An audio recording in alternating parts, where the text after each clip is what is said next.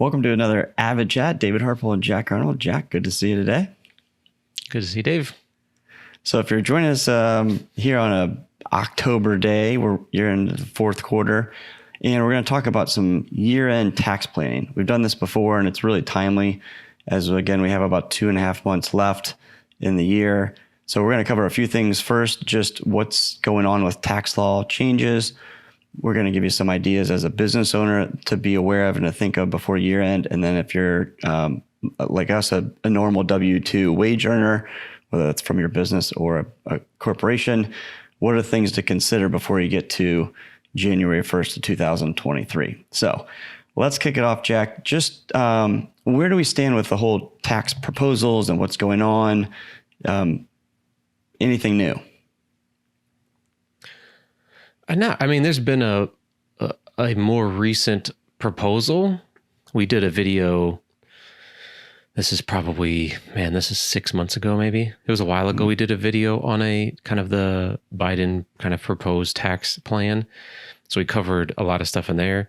There has since been an update to that, but it's so early in the process. It's kind of more like a wish list at this point. Nothing's really changed. I think the point that we made in the first video was, most of the things that you would do to try to minimize or optimize your tax situation are really going to be the same. They'll just be more or less valuable. And those things are like tax deferral, capital gains offsetting, or capital losses offsetting capital gains, these kinds of things, which are just kind of tried and true things that you can do. Right. Just the value of those will go up and down depending on what happens with the plan. That's the general idea. But really at this point, nothing has changed. I think the biggest change would be the change in the capital gains rate. If that goes from like a 15-20% type of rate to your income rate, I think that would be a big change. But again, at this point, none of it has happened, and it's really just kind of a wish list. So in general, you can look at the old video and it's going to be basically the same thought process. Right. And as we mentioned before, as those things come out and they become tax law, we'll continue to update it. Yes. So for now, let's talk first about business owners, right? So we're business owners. We just got through the third quarter. Normally you're either finishing up or have already finished your third quarter things, get into your CPA, and now you're looking ahead. So one thing that I always think is interesting, and we've dealt with this for years and years and years, is extending, right? So the extension deadline, by the time this is live or put out, will have just passed October 15th, personal extensions, business filings, etc. And we've came across this before where as a business, you kind of make an extension for whatever reason, and then you finalize last year's taxes, sorry about that, right now, here mid-October. And I would say it's extremely difficult to do any type of tax planning for this year if you just finished last year. Yeah. It's hard to really make decisions, especially, it'd be one thing if you just finished your taxes for 2020, like maybe you just got those done. It's one thing to just have them done, but if you've depending on the reason why you just got them done, if it's you didn't have information or you didn't have papers or information or any kind of whatever it may be together, if that's the same situation now, it's hard to make. The thing about taxes is that obviously the end of the year is the end of the year. It's over with. There's not much you can do post December 31st that can affect your previous year's taxes. There are some exceptions, making IRA contributions, things like that. You do have a little bit of time to make contributions for the previous year. But for the most part, a lot of things that you could do it's over with. So, you want to be making decisions with good information. And if you just filed your 2020 taxes in October, let's say, or September, whenever, it's hard to make a decision. What am I going to do to optimize my tax situation for next year if you're not keeping good records? So no doubt. Having that stuff up to date is important. Yeah, and if you do fall in that category, again, I would say it's not abnormal, but one step would be what things can you do here moving forward so that as you enter 2023, you can be more prepared. And maybe it's just some simple business accounting procedures, having an open relationship with your CPA, if you use one, to do more quarterly things so that you are more up to speed. It won't happen overnight. Again, we've seen this firsthand. But if you start doing it now, fast forward to this time, 2023, you're going to be in a way better shape to assess 2024 if everything's in line. Are we skipping 22? We've just written 22 off. Oh, did I totally write off 2022? I did. Yeah. You know what? It's a year. Same difference. Everybody wrote off 2020, it seems like, right? Yeah, so, right. Yeah. But yeah, to your point, things happen. It is what it is. I would say that keeping good records is invaluable, whether that's personally or business wise. Obviously, if you have a business and they can be insanely complicated, obviously we're talking about a little bit more simple types of businesses, but you can have a big business that has a simple tax situation too. So it really, right. You can have a small business that has a complicated tax situation. If you have inventory and all these different things, obviously it can get complicated, but the better records you can keep, whatever that means to you and your business, the better. It's right. That much easier to make decisions towards the end of the year versus guessing and saying, well, I haven't kept good records. There's all these things. What's going on? You should know roughly about how much you would owe given how the year has gone for the most part, if you can, and then try to make adjustments according to that. So how much cash do you have in the bank? What's coming in? These are all things you're going to need to know to make good decisions.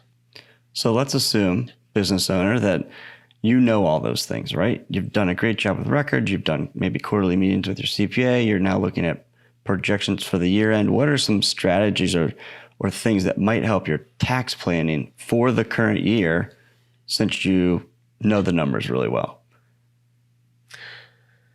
Well, one thing I think that is, I know this is for us anyways, that has been helpful is having a good idea. One is like, how much cash do I have in the bank? Like, we don't really have like a accounts receivable, accounts payable, because we don't have inventory and our business doesn't operate that type of way.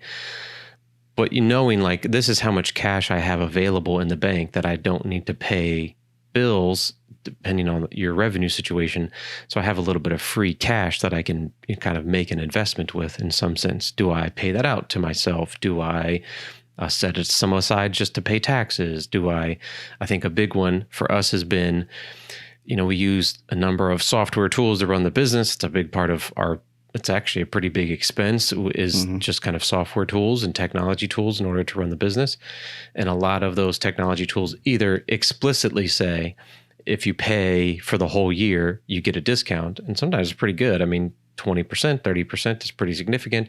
Yeah. If this is something you use, instead of paying it monthly, you can pay it in a lump sum before the end of the year. And it's an expense for this year. So if you have additional cash, that's a great one. That's pretty straightforward. In addition to that, you could always call, if you have software programs or things that you use that you could pay up front. If they're not explicitly offering that to you, there's no harm in reaching out and saying, is there something we can do to get a discount if I pay you all at once?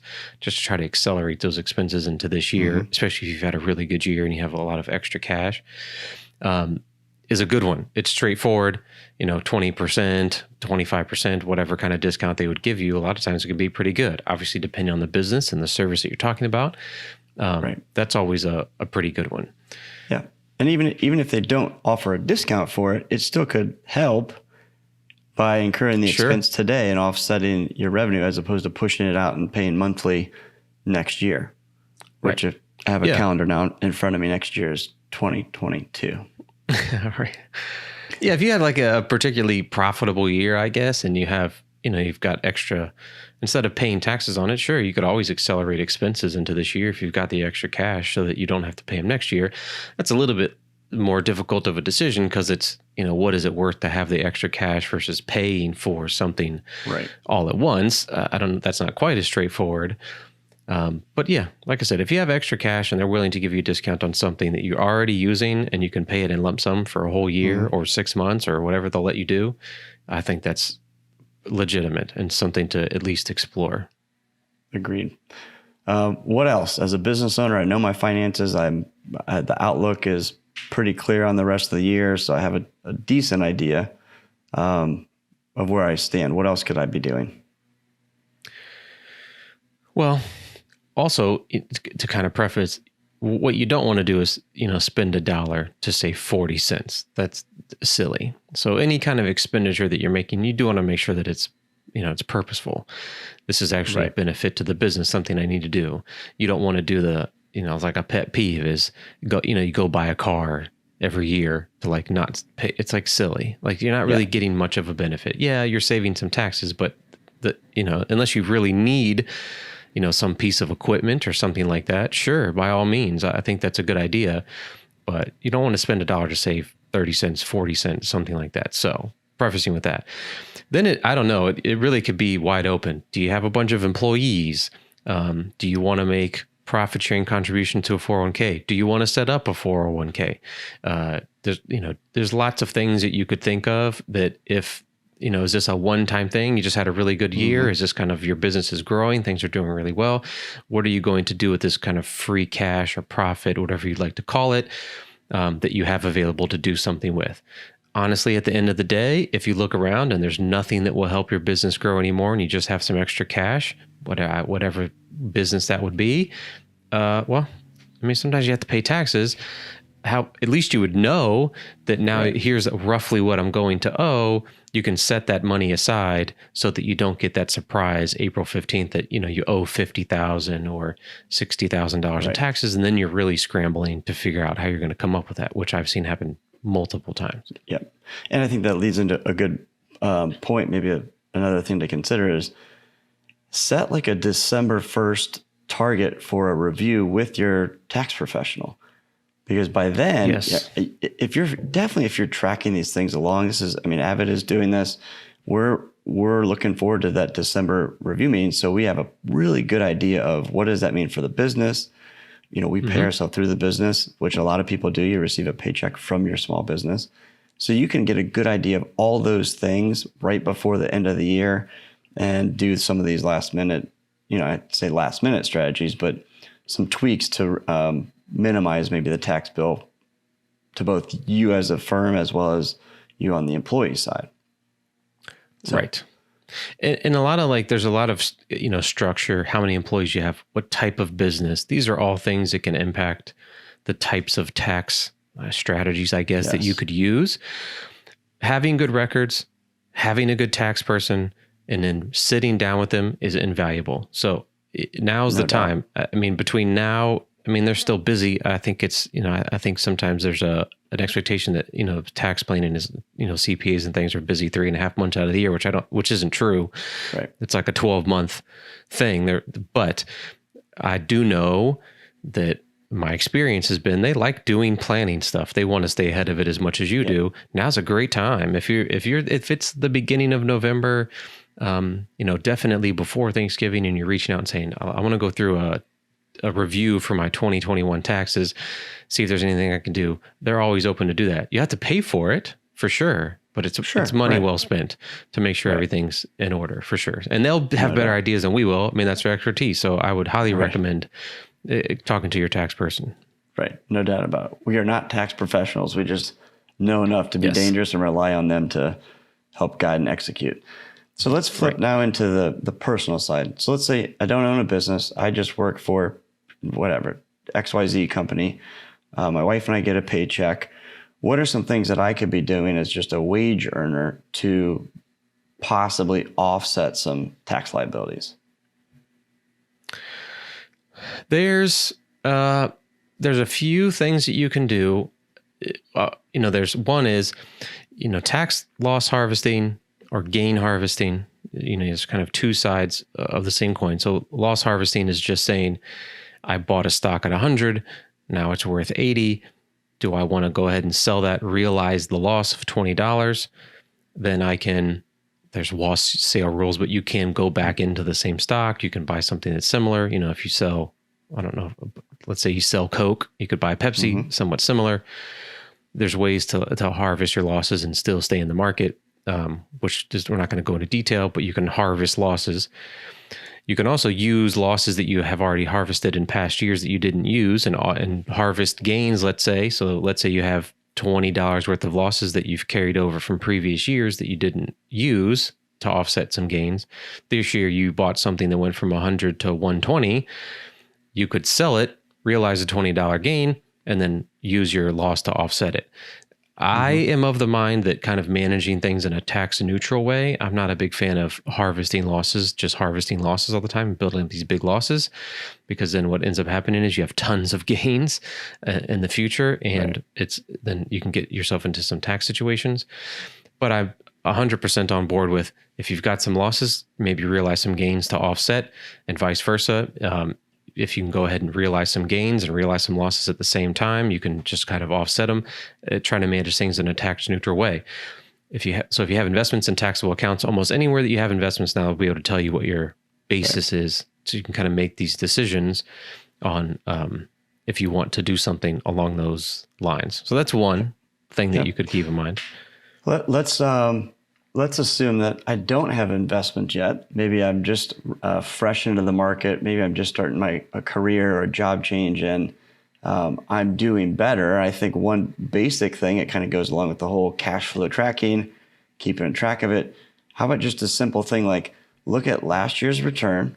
What did you make? What were your deductions? And then compare it to what's happened so far this year. Are you paid the same? Did you get a raise? Was there a bonus? So is your income going to be larger than last year, just to see, okay, what type of things could I be doing to minimize my taxable income? Yeah, for sure. Yeah, that's a great one. I mean, if it's roughly the same, you could do the same things. Like you said, some of it's a cash flow thing. It's easy to say, put money in an IRA or max out your 401k or all these things that you could do. But if you don't have the cash to do it, it's not possible. Yeah. So it has to come in the context of you have the cash to do it. But yeah, any kind of tax deferral strategy, putting money in a 401k, putting money in an IRA, whatever it may be, 403b, whatever you have available to you. If you've maxed it out, if you haven't, these are all things now's the time to try to keep in mind. IRA contributions, you'd have a little bit of time into next year to make these decisions. HSA contributions, if you're eligible, these are all good things that you could do. Ever since the standard deduction was increased, there's been, if you make, you don't get the same kind of deductions that you maybe, or you can't use the same kind of deductions as you used to. So if that's mortgage interest, things like that, a lot of these things have become less valuable because the standard deduction is so high. But you can, bundle things. So if you normally make charitable contributions or whatever to pay state taxes or something, some of those things you can bundle into 1 year, prepay some of them so they all fall in the same tax year to get a tax deduction for it. So these are things you probably would want to talk to a tax person about to see if it's worth doing it or not, but they're things to explore to see if they're valuable. And that actually pops into one. This is definitely talk to your CPA or tax professional about the QCD, qualified charitable distributions. If you're older and you're taking withdrawals out of your IRA, you might be required to do that. But then you're also, let's say, giving to the church or giving to some sort of nonprofit. If you don't have large enough deductions to itemize and you're just doing, as Jack mentioned, the standard, which we do see is more normal now, you actually can take that IRA distribution, send it directly to, let's say, the church, and that actually, through that QCD, as I mentioned, would reduce your taxable income, as opposed to paying tax on the money, dropping it in the plate every Sunday, and then also taking money out of your IRA because that's taxable income. So, yeah, I like the QCDs. A little bit into the weeds. Yeah, a little bit into the weeds, and definitely rely on a tax professional there. But it is a good technique that we have used with some of our older clients in that situation. Yeah, especially if you're already giving, like if it's something you're doing anyways, it's just part of your natural. You give what it doesn't matter. It's kind of something that's important to you. If you're already giving, and you, like Dave said, you're taking RMDs, why not just do it in a more optimal way and just kind of skip the middleman, and just go straight to the church. So I think those are great. Those are exactly very valuable. Anything else stand out? Either, I think we've hit the basic ones, the large ones from both business and personal, but anything else stand out as a tax planning technique or something to think of as we get closer to the end of the year? Those are probably the big ones that I could think of off the top of my head. I think the main thing is, we beat this to death constantly, I think, is knowing your numbers, knowing your cash flow, keeping good records, knowing where you stand. By the time this video comes out, we'll be a third of the way at least through the fourth quarter. We have a couple more months left in the year. You should have a pretty good idea of how the year is going to play out in your business. Obviously, there's exceptions to that, but at this point, you're more than 3/4 of the way through the year. You should have an idea. Unless you have like a super seasonal business, you're going to know this is kind of how it's going to play out for me. I can make better decisions. If you've kept good records, personal or business wise, it's just easier to make better decisions. I'm always a big advocate of talking to a tax person if you have one.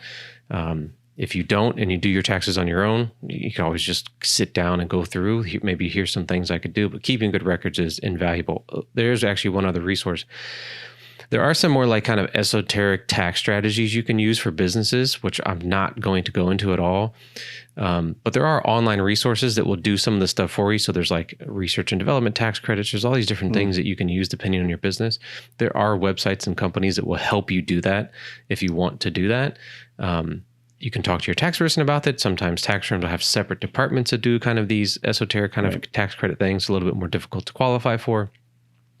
But I'll leave maybe in the description or something, I'll put a link where you can go to some of these other resources to check out.